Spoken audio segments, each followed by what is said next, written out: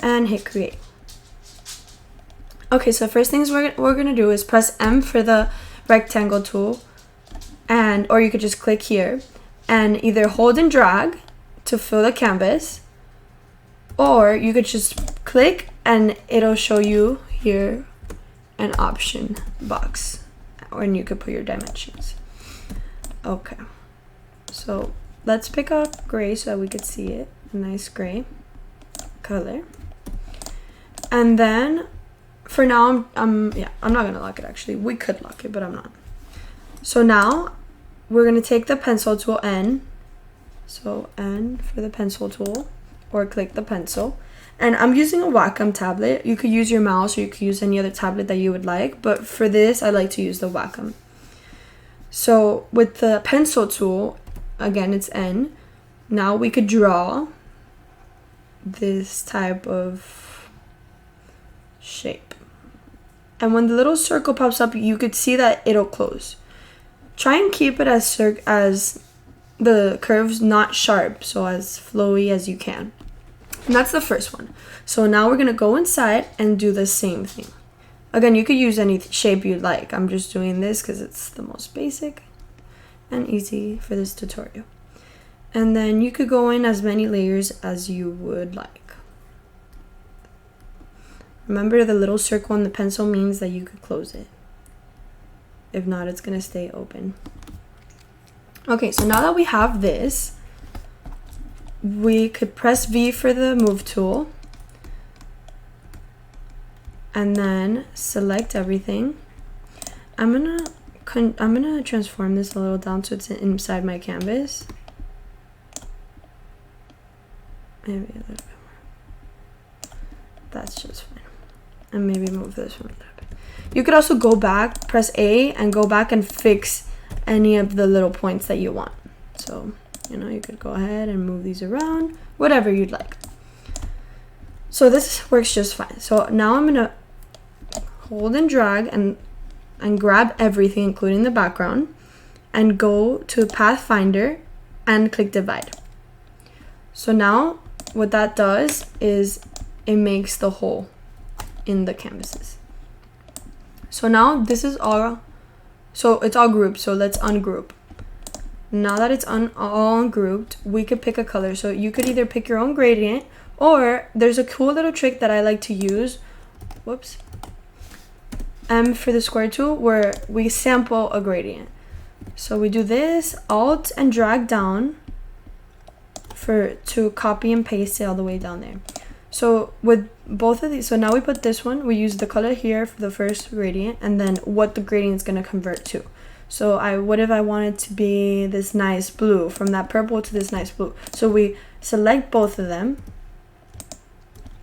click W for the blend tool, or you could press the blend tool and click from one to the other. Make sure they're both selected. Now, we don't want this exactly, so we're gonna Alt and click while they're both selected and we're holding the blend tool and the blend tool selected. Alt and click so that the blend options could come up. Now what we want is specified steps. I'm gonna do about 6 and preview it. That's just perfect for me. Okay, now that we have that, press V for the move tool. Just because I'm a little OCD, I'm gonna take out the stroke on this, and then also we have to take out the stroke on this. No stroke on these things. Okay, so now you see that they're all there. Now we could go and I for the color picker tool and select your colors for each layer. V for move, I for color pickle. Okay, picker right there, and the last one right here. Okay, so now we have a nice grading going in. You could make it the other way around. The darkest could be at the end and the lightest in the front. So now we select all these. We select all these and we go to Effect, Stylize, Drop Shadow.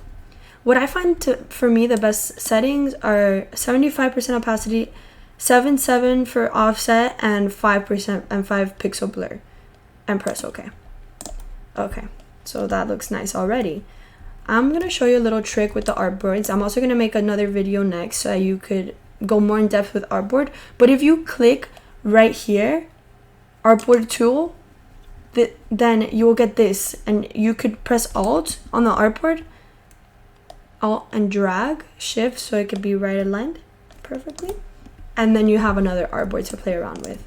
Now let's get out of the artboard tool, artboard tool, and now let's play with this one. I want to keep this other one here so that you see the difference. So here we have to get the purple, the first layer, and bring it to the front, bring to front. So you already start to see the cutting effect right here. Now what we have to do is, with every other layer, we have to rearrange them so that this one's all the way in the bottom and this one is closest to the top. So we know that this one has to be in the top, so we brought it to front, and this one has to be in the bottom. So get the last one over here, arrange, send to back.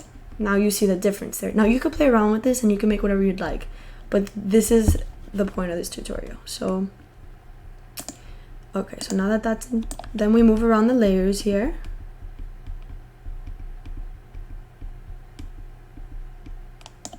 That's behind that. That's behind this one.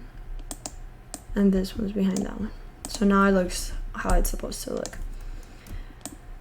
You see, this is a really cool effect. You could do a lot with it. You could bring in vectors and use it. Like I did in the example that I'm about to show you. Play a lot around with it. Tag me in your post so I could see what you guys did. And yeah, I hope you guys have fun with this tutorial. I'm happy to do another video, so stay tuned. Goodbye.